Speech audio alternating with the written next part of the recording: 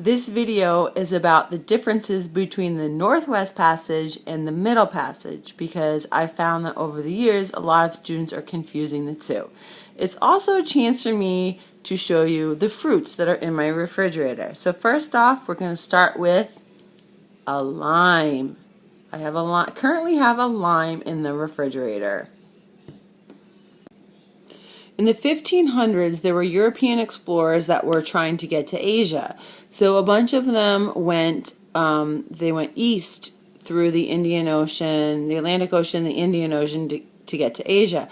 Some explorers had this idea, oh, maybe I can get to Asia by sailing west and through northern water, so they didn't have to go through the Atlantic Ocean that was controlled by Spain.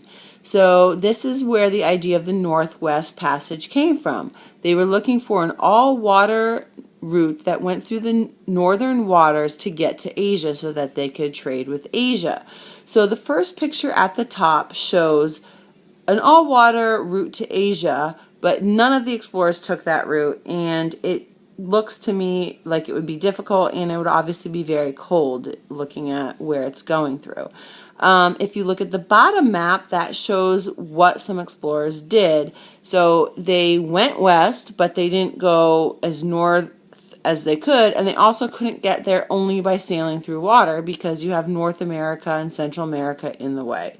So the Northwest Passage was a fictitious all-water route that went through northern waters to get to Asia, but it didn't really exist.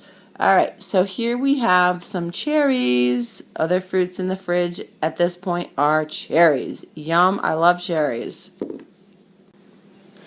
One thing I thought of to help you remember what the Northwest Passage was about is that the N stands for no, the W stands for way, and the P stands for people. No way people. There was no Northwest Passage. No way people was there a Northwest Passage. Now here's some information about the Middle Passage. So the Middle Passage was part of the triangular trade route, which if you see here, down here, we have the triangular trade, okay? And the Middle Passage was part of that. It was the middle part of the triangular trade. That's why it's called the Middle Passage. So here we go. This is the Middle Passage right here. I just circled it. And that was the route from Africa to the Americas that carried the slaves aboard the ships. So that was what the Middle Passage was. Like I said, it was the middle part of the triangular trade route.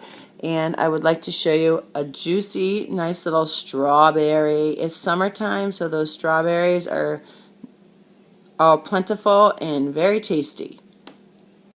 These are some images of the Middle Passage. So the top one shows you that there were only 3 feet, 3 inches for the Africans to sit in the journey.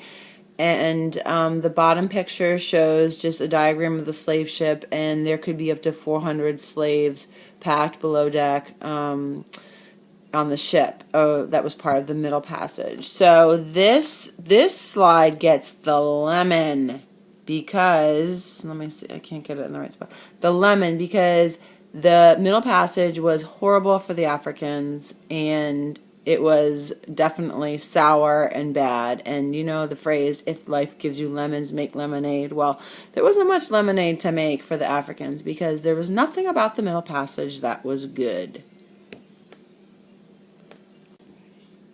So the way to remember what the Middle Passage was about was that it was massively or majorly painful, right? So tell all your friends that the Middle Passage was massively painful for the Africans or majorly painful for the Africans.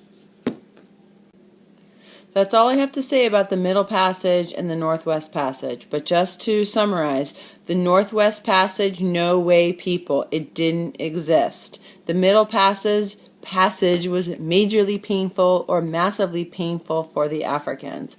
So just like this is the end of the video, this is going to be the end of this mango that has been in my fridge for too long, and I just don't think it's going to be tasty anymore.